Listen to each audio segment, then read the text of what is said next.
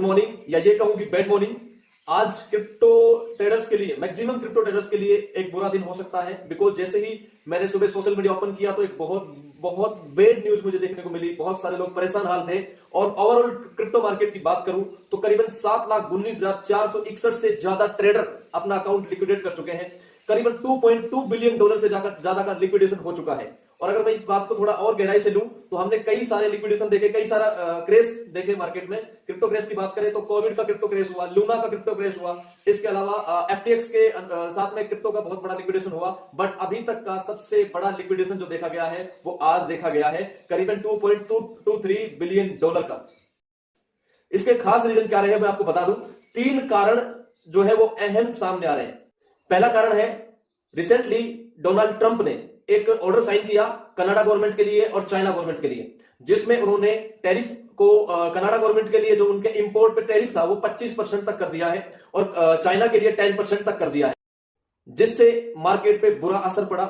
और इस खबर के बाद में दूसरा जो रीजन रहा, ये ऑर्डर जब साइन किया गया तो मार्केट ऑलमोस्ट क्लोज थे, क्योंकि सैटरडे संडे का मार्केट रहा बीच में। दूसरा कारण यह भी बताया जा रहा है कि सैटरडे संडे होने की वजह से मार्केट में जो बड़े इंस्टीट्यूशनल ETF होल्डर थे, यानी बड़े जो इंस्टीट्यूशन थे जो ETF में हिस्सेदारी लेते हैं, संडे और सैटरडे की वजह से मार्केट क्लोज रहा, होने की वजह से मैनिपुलेशन कामयाब रहा।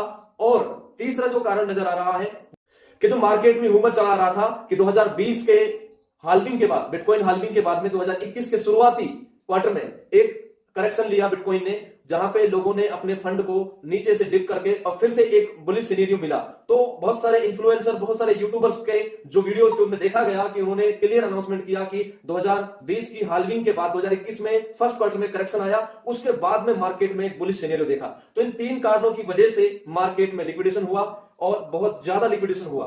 लोगों ने सोचा कि ये डिप है, इसको बाय करें, और डिप का बाय करें, एक्चुअल डिप आ गया अब बाय करें, और डीपेस्ट डिप आ गया अब बाय करें। नतीजा ये है कि ओवरऑल क्रिप्टो मार्केट में रेड दिखाई दे रहा है। लेकिन अभी मैं आपको बता दूं, गुड न्यूज ये है, अभी भी यूएस के प्रेसिडेंट डोनाल्ड ट्रंप के जो पोर्टफोलियो की बात करें हम, वर्ल्ड लिबर्टी फाइनेंस के पोर्टफोलियो में भी 21% गिरावट देखने को मिली है। यानी करीबन तो $5 मिलियन से ज्यादा का लॉस उनके पोर्टफोलियो पर दिखाई दे रहा है। तो यहां पे रिकवरी की उम्मीदें हैं। बिटकॉइन को लेकर के और भी पॉजिटिव न्यूज आ रही है।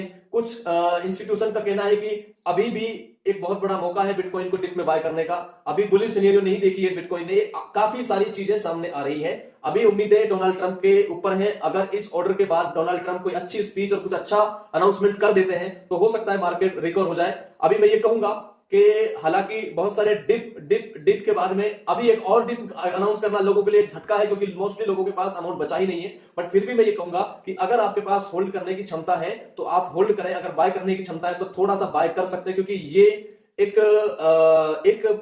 सही कदम हो सकता है कि जैसे ही मार्केट थोड़ा ऊपर जाए तो आपको एक बहुत बढ़िया यहां पे प्रॉफिट बनाने का मौका भी मिल सकता है। सो फ्यूचर ट्रेड से और कई सारी हाई ट्रेड से बच के रहें, स्पोर्ट में ट्रेडिंग कीजिए। अगर आपके पास में अच्छे कॉइन की लिस्ट है, जैसे कि मैं आपको बता दूं, मैंने कल मेरे वीडियो में 3 कॉइनों को छांटा था।